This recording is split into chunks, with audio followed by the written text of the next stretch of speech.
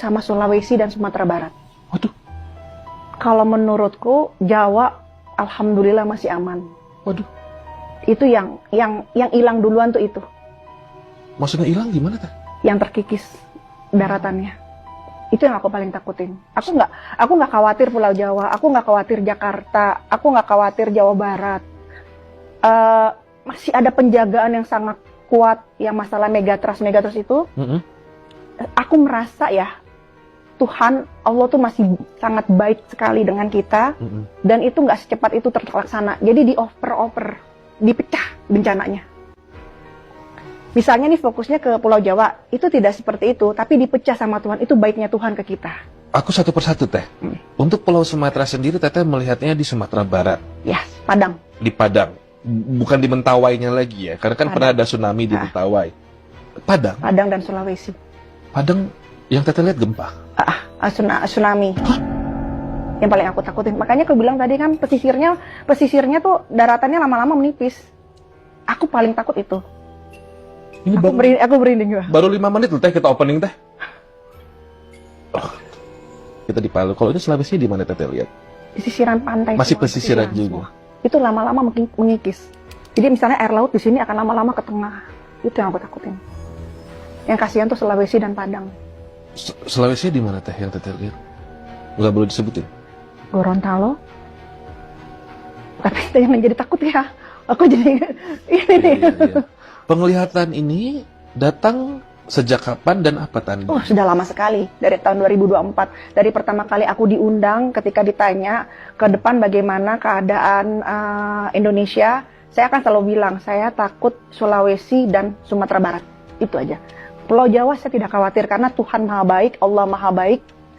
Harusnya pecah di Pulau Jawa, tapi baiknya Tuhan dipecah. Maksudnya harusnya tuh diledakannya tuh di Pulau Jawa. Tapi baiknya Tuhan, ya mungkin masih banyak yang kuat di dalamnya, jadi dipecah bencana itu. Jadi jangan khawatir insya Allah untuk Pulau Jawa. Ini kan berhubungan dengan laut. Kalau Gunung Merapi, di mana kita adalah lingkaran ring fire ini, teteh melihatnya ada yang akan meletus kah atau? Gunung Merapi itu, menurutku sih kalau sekarang lebih ke laut ya. Laut ya. Saya mau ke laut sekarang. Ini kan berarti ada hubungannya dengan sang penjaga laut. Yes. Let's say kita tahu lah yang namanya laut itu dijaga dengan segala macam jenis ciptaannya Allah, jin ciptaannya Allah. Ya. Dan kalau aku sebagai orang awam, aku percaya dengan Nyai Ratu, dan aku merasa Nyai Ratu adalah salah satu ciptaan Allah dalam wujud jin. Saya orang awam lah, saya begitulah ngomongnya. Karena kan makhluk halus ya, Teh, ya. Saya nyebutnya sebagai sosok jin perempuan lah. Apakah ada keterlibatan beliau dalam menyampaikan pesan ini kepada teteh? Ada. Ceritakan teh. Kalau diizinkan beliau. Ada. Saya itu paling takut kalau ada pemerintahan yang dikasih tanggung jawab di suatu kota yang tidak jauh dari laut seperti Bali, seperti Pelabuhan Ratu.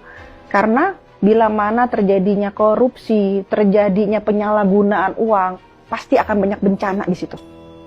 Saya kasihan malah penduduk-penduduk yang tidak tahu apa-apa, yang benar-benar dia hanya hidupnya nyari nafkah, yang hanya berpikir besok makan apa. Justru mereka-mereka yang kasihan.